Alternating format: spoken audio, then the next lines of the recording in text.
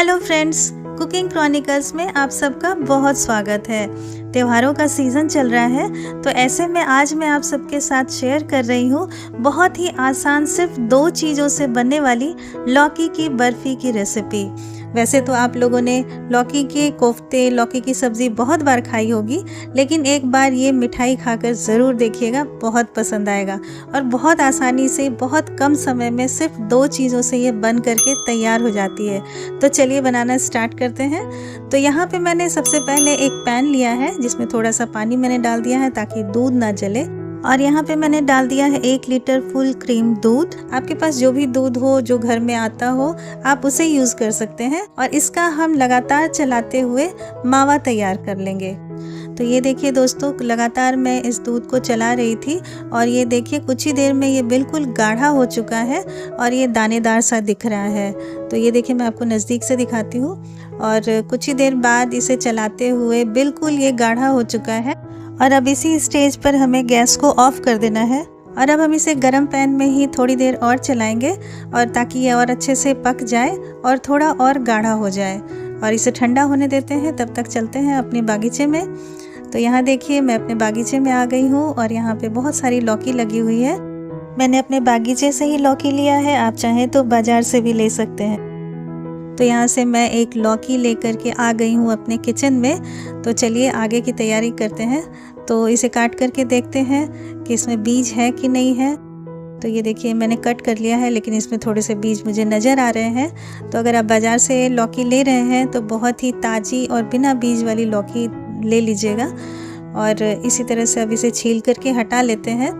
ये देखिए दोस्तों, लौकी को मैंने छील करके अच्छे से धो लिया है। अब हम इसे कर लेते हैं कद्दूकस। तो देखिए, इस तरह से मैंने इन सारी लौकी को कद्दूकस में कर रही हूँ। और जैसे जैसे हम इसे कद्दूकस करते जाएंगे तो इसके अंदर की जो बीज है वो अपने आप ही अलग होती चली जाएगी। तो ये देखिए, जैसे जैसे मैं इसे ग्रेट करती जा रही हूँ, सारे बीज जो है ऊपर की तरफ आते जा रहे हैं। तो इसी तरह से हम सारे लौकी को कद्दूकस कर लेंगे, अच्छी तरह से ग्रेट कर लेंगे। तो ये देखिए फ्रेंड्स, मैंने सारी लौकी को ग्रेट कर लिया है। और ये बीज का हिस्सा जो है, इसमें बहुत ज़्यादा बीज था, तो मैं इसे हटा रही हूँ। और इधर देखिए साइड में कितना सारा बीज निकल गया है। तो ये देखिए, यहाँ पे सारी लौकी ग्रेट हो चुकी है और मैंने लौकी को अलग कर लिया है और बीज को अलग कर लिया है।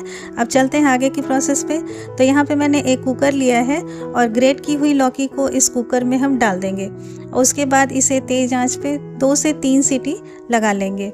तो चलिए इसका ढक्कन बंद करते हैं। और ये आई पहली सीटी, ये दूसरी सीटी और ये तीसरी सीटी।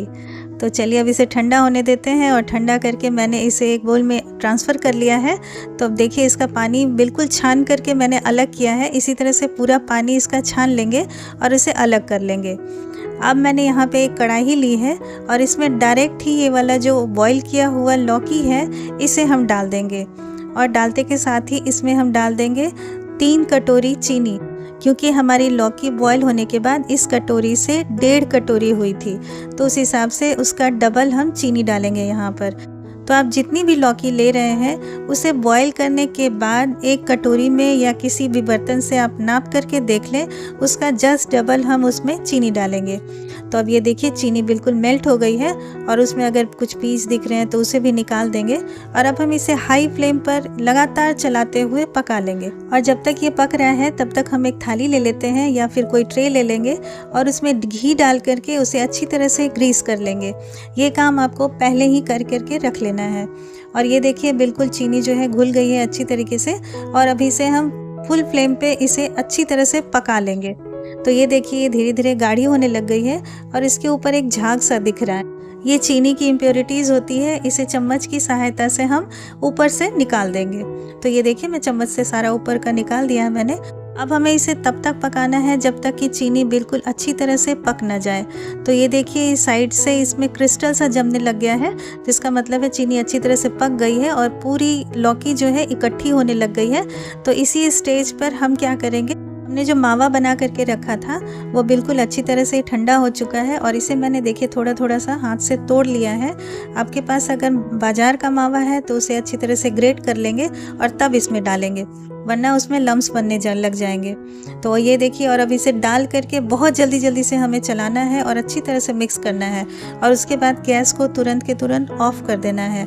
गैस को ऑन मत रखिएगा, उसके बाद इसे अच्छी तरह से मिक्स करिएगा और जैसे ही ये मिक्स हो जाए डायरेक्ट इसे हमने जो ग्रीस किया हुआ प्लेट रखा था उसमें डाल देंगे। और अब इसे प्लेट में डालते के साथ जल्दी जल्दी से एक बराबर कर लेंगे और कढ़ाई में भी जो बचा कुचा मिश्रण है उसे भी डाल देंगे इसमें और इस तरह से स्पैचुला से बराबर कर लेंगे और इसे प्लेट को थपथपाते हुए एक बराबर कर लेंगे। वैसे तो इसमें किसी भी ड्राई फ्रूट्स या किसी भी फ्लेवर की ज़रूरत नहीं है, लेकिन ऊपर से सुंदर दिखने के लिए मैंने थोड़े से पिस्ता को ग्रेट कर करके ऊपर से छिड़क दिया है ताकि ये देखने में थोड़ा सा सुंदर लगे। सिर्फ 2 चीज़ों से बनी हुई ये लौकी की बर्फ़ी अपने आप में ही बहुत ही स्वादिष्ट मिठाई है, तो एक बार आप लोग इसे ज़रूर ट्राई कीजिएगा। अब हम इसे 2-3 घंटे के लिए सेट होने के लिए पंखे के नीचे या फ्रिज में रख देते हैं। तो यहाँ देखिए 2-3 घंटे हो चुके थे, मैंने इस पर कट लगा दिया था। अब मैं इसे कट करके दिखाती हूँ। देखिए ये कितना अच्छी तरह से टाइट हो गया है और कितना ईजिली ये कट रहा है। और ये देखिए बिल्कुल परफेक्ट बर्फ़ी बन करके निकला है और बहुत ही टेस्टी बन करके तैयार हुआ है और बहुत कम समय में ये बन जाता है। तो एक बार आप लोग इसे ज़रूर ट्राई कीजिएगा। तो ये देखिए कितनी अच्छी बर्फ़ी बन करके हमारी निकली है, एकदम परफेक्ट और एकदम दिखने में काफ़ी सुंदर।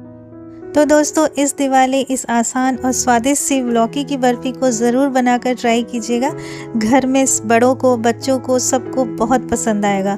मेहमानों को भी सर्व करेंगे तो वो भी बहुत खुशी से इसे खाएंगे और आपसे रेसिपी ज़रूर पूछेंगे। तो आप लोगों को अगर ये वीडियो अच्छी लगी हो तो लाइक, शेयर और सब्सक्राइब भी कीजिएगा और अपना बहुत सारा ध्यान रखिएगा।